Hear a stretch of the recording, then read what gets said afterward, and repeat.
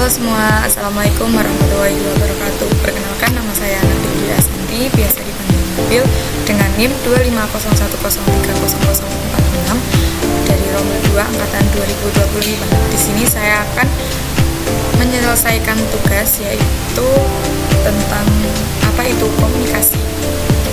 Nah, jadi kalau kita lagi ngobrol sama teman, kita lagi bicara sama orang tua, kita lagi membahas suatu hal dengan orang lain, baik secara virtual maupun secara langsung, itu namanya juga komunikasi. Komunikasi itu dua arah, baik satu orang ke orang lainnya, satu orang ke orang banyak, itu tetap namanya komunikasi. Nah, pada kesempatan kali ini aku mau membahas tentang salah satu teori komunikasi.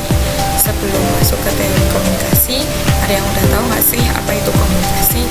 Ya, komunikasi itu secara singkat adalah proses penyampaian pesan seseorang kepada orang lain dengan tujuan untuk pemahaman bersama. Nah, sekarang kita masuk ke dalam teori komunikasinya ya. Teori komunikasi itu ada banyak banget di sini.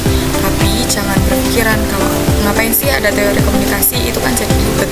Jangan, teori komunikasi itu tuh kayak peta yang ngebantu proses komunikasi kita dengan orang lain itu menjadi lebih terarah dan juga nggak bikin salah paham ketika kita sedang berkomunikasi dengan orang lain itu.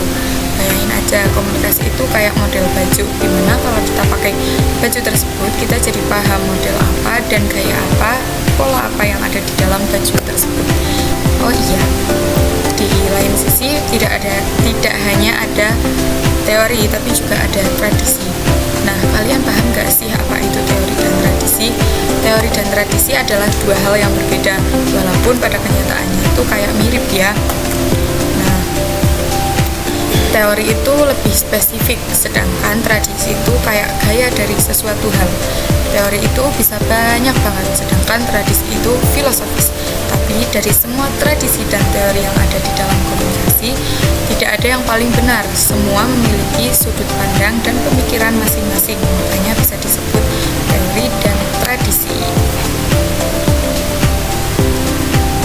Nah, udah tahu kan bedanya teori dan tradisi? Sekarang masuk, aku bakalan jelasin tentang salah satu teori komunikasi, yaitu teori komunikasi persuasif. Ada yang tahu gak sih teori komunikasi persuasif itu apa? Teori komunikasi persuasif adalah proses penyampaian pesan yang bertujuan untuk memengaruhi sikap, pendapat, dan perilaku seseorang yang mendengar tanpa paksaan.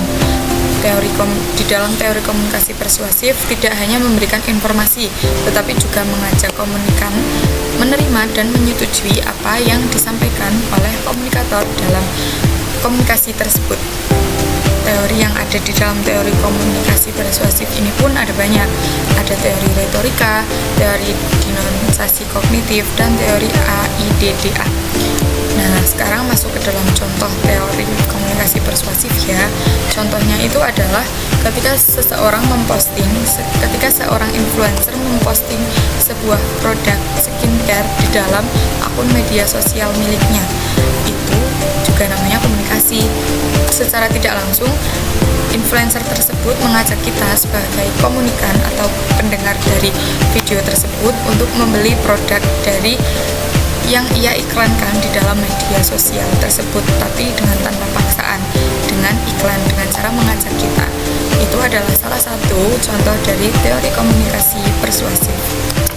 Dari sini bisa kita simpulkan bahwa teori komunikasi itu ada banyak, tapi kita juga harus memahami dengan benar teori komunikasi tersebut agar dalam kita berkomunikasi dengan orang lain kita tidak terjadi salah paham. Nah, untuk teori yang dipilih itu terserah dari diri kita masing-masing. Kita mau memakai teori yang apa, itu sesuai dengan komunikasi yang sedang kita jalankan.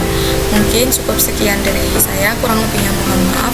Wassalamualaikum warahmatullahi wabarakatuh. Terima kasih semua.